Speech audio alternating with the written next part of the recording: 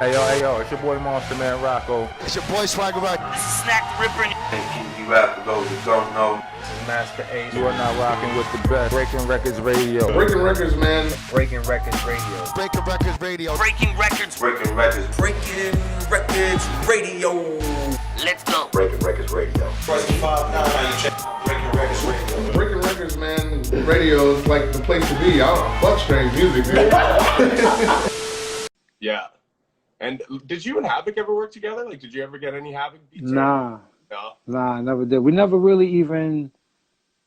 formally really like met or hung out, even though so many of our we have a lot of people in common, but we never really like hung. Like we met, it was like super brief, like a quick dap, what up, and keeping it moving, but never like met. Because it's really two different generations. Like, my generation was a little before them, so. But like I said, we had a lot of mutual friends, DITC people, Premier, that whole, we knew a lot of the same people and we're in a lot of the same circles, but they're like younger guys to me, so we wouldn't have never really hung out like that. Okay. Yeah.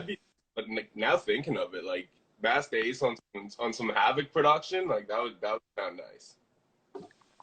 It's never impossible. Could still happen.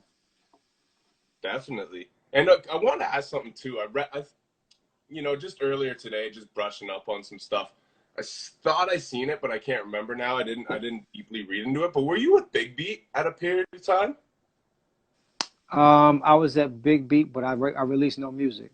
I was signed when I left Delicious Vinyl in '96. Right after Sitting on Chrome came out, Big B signed me from Delicious Vinyl. They signed me over to them, and I had a song called Top 10 List that was just bubbling on the college radio, and so Big B was like, "Oh, we want to that song is really bubbling. Let us take them off your hands."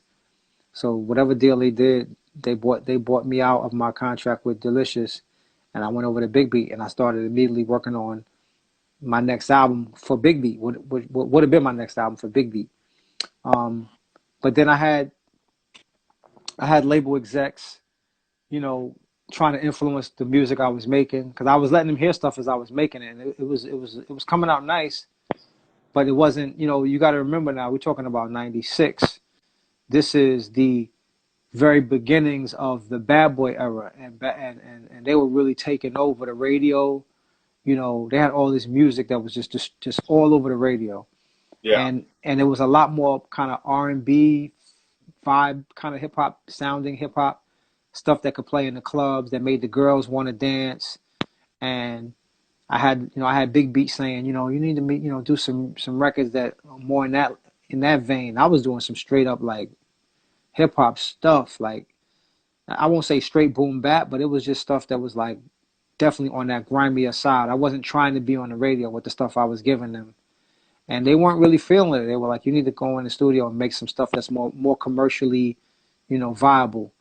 Yeah. And I tried it. I did try it, like, 'cause, I wanted to keep my deal if I could. I didn't really, at the time, the thought of going independent wasn't a normal thought. So yeah, what I was trying to do was appease the label and give them what they were asking for. So I went back in the studio and tried to formulate some loops that were a little bit more, like go try to rob an old soul loop or old R&B loop and see if I can rap over that. I did some stuff that, listening back to it now, I'm like, oh, I'm glad that didn't come out, like, because it really wasn't who I was. I was really trying to please the label.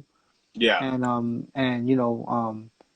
It wasn't coming from an honest place. It was coming from a place of trying to really just stay alive and survive.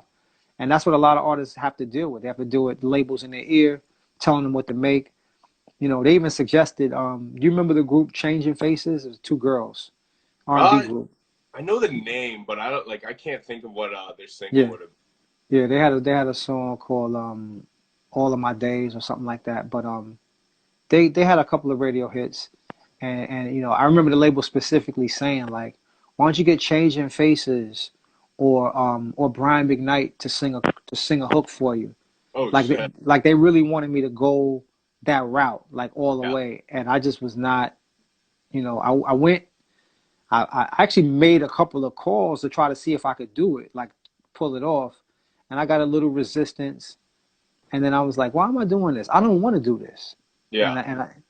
And when we had our next meeting, I played them the stuff that I had made, which was definitely not what they were asking for. And they were like, I think we need to part ways. And I was like, I agree.